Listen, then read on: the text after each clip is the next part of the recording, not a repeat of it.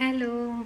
आज मैंने एक चीज़ की, मतलब रक्षाबंधन से पहले राखी कैसे मैं बनाती हूँ अपने भाई के लिए। तो मुझे लगा कि मैं इसमें भी शेयर कर देती हूँ। तो अभी मैंने आधा प्रोसेस किया है, अभी आधा रहता है। मैं आपको बताती हूँ। इसे वैदिक राखी कहते हैं।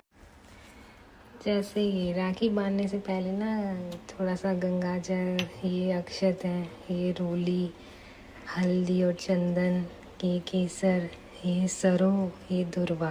पहले हमने भगवान पे सारी चीज़ें चढ़ाई हैं, फिर हमने जोत जलाई है और फिर प्रार्थना की है कि जो भी पाठ मैं पढ़ती हूँ, जैसे चालीसा है कोई, या श्री सूक्त का पाठ है लक्ष्मी माता का, वो सब। तो इसे फिर मैं बाद में ना एक उसमें बांध के ना पोटली या धागे से ऐसे सिल के उसमें सारी चीज़ें डाल के राखी बनाती हूँ।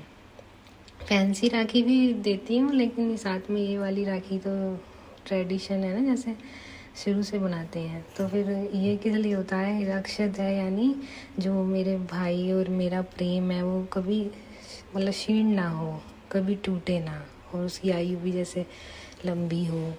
ये रोली हल्दी यानी स्वास्थ्य ठीक रहे, चंदन जैसे उसका हर गुण महके, जैसे ये है केसर, केसर तीक्ष्ण होता है, जैसे कि अड़िग रहे वह अपने उस पे जो भी काम उसे करना है। ये है नज़र से बचाती है, सरों है ना काले रंग की, इसकी जगह आप वो भी डाल सकते हैं, पीली सरों। ये है कि ना जैसे जो उसके अंदर बुरी आदतें, आलस है वगैरह है, वो ख़त्म हो जाए उसका, और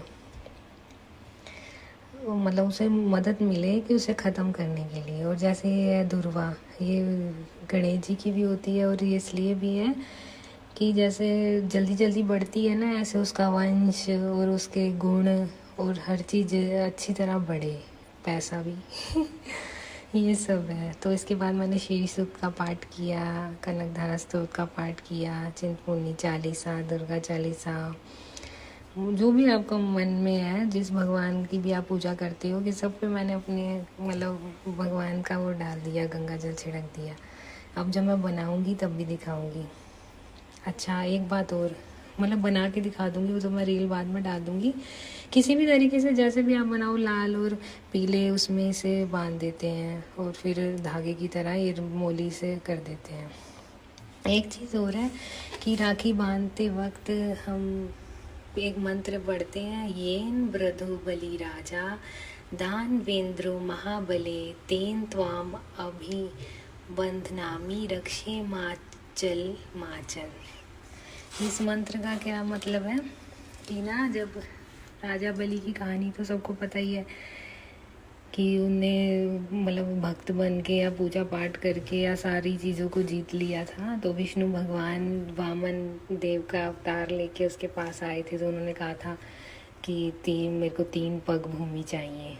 तो वो सोच रहे होंगे कि ये तो छोटे से ब्राह्मण हैं, कद भी छोटा है, कितनी भूमि ले लेंगे, है ना। तो उन्होंने कहा कि आप ले लो। तो भगवान ने जैसे एक में पूरा लोक ही ले लिया, एक में वो पाताल, ऐसे सारा चीज़ें 3 पग में ही नाप ली पूरी पृथ्वी।